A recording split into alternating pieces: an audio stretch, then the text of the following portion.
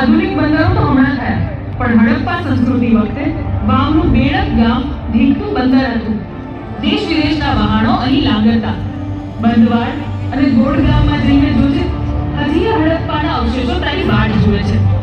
આ ધરતી તો સમૃદ્ધિનું સરનામું હતી. અરે બાપ રે, એટલે આ તો બહુ જૂની વાત થઈ. તો પછી આ ખરાબ નામ ક્યાંથી આવ્યું?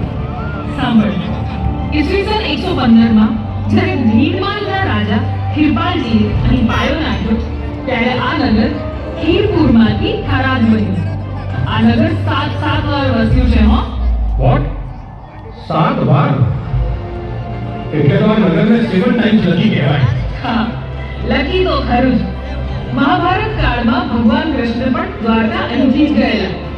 આ ઢીમા ગામની ધરતીને પાવન કરીને કૃષ્ણચંદ્ર પણ અહીંથી જ નીકળેલા. અજ્ઞાતવાસ સમયે પાંડવો પણ અહીં રહેલા. બરાબર, પણ આ ઇતિહાસનો કોઈ પુરાવો છે કે પછી બધું વહીશો?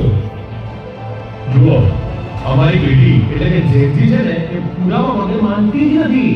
એટલે પુરાવો કે તર્ક હોય ને તો જ વાત કરજો હોય. આ વડગામ તાલુકાના મોકેશ્વર મહાદેવના પવિત્ર સ્થાને ભીમ મટકી મળી છે. અને શિવલિંગની સ્થાપના પણ ભીમે જ કરી હતી. સાંતલપુર તાલુકામાં આલુવાસમાં પાંડવ ગુફા છે. મૈત્રક કાળ, ક્ષત્રપ કાળ અને ગુપ્ત કાળ એમ તમામ સમયના પુરાવા આ ધરતીમાં પથ્થર રૂપે ધરવાયેલા છે.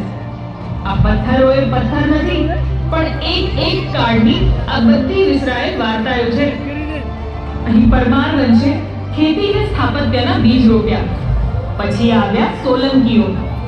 એમના કાળમાં તો થરાદ વિદ્યાનું ધામ હતું. ગ્રંથાલયો અને મંદિરોથી આ નગર ગૂંજતું હતું.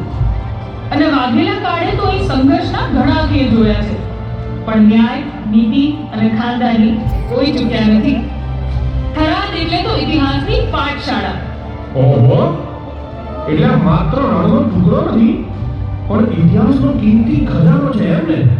હા, આ ગૌરવપ્રદ ઇતિહાસને યાદ કરું છું ને ત્યારે મને મારા વીર સપૂતો પર ગર્વ થાય છે. ગુજરાતના